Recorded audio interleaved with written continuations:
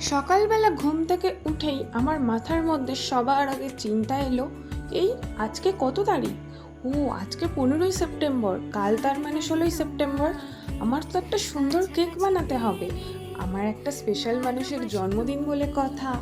সে অবশ্য কেক কাটতে চায় না, তাও জোর জবরদস্তি করে হলেও কেক বানিয়ে তাকে দিয়ে তো কাটাতেই হবে।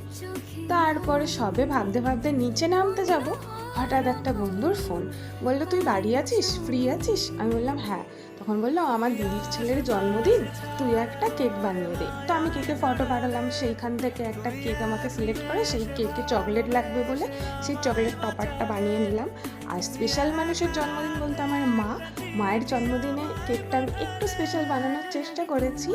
কতটা কি পেরেছি জানি না। সেই কেকের ভিডিওটা আমি তোমাদের সাথে নেক্সট ভিডিওয়ে শেয়ার করব। আর এই চকলেট টপার দেওয়া যে ভিডিওটা, সেটা তারপর একটা আপলোড করব। তো আজ আসি তবে, টাটা।